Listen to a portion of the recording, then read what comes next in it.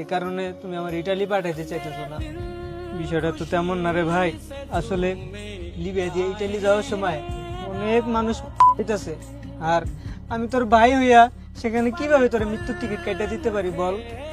সেদিন তুই আমার কাছে টাকা চাইলি, আমি তোকে দেই নাই। এর জন্য তুই আমার বাবার রেখে যাওয়া শেষ সম্বলটা বিক্রি করতে গেলি।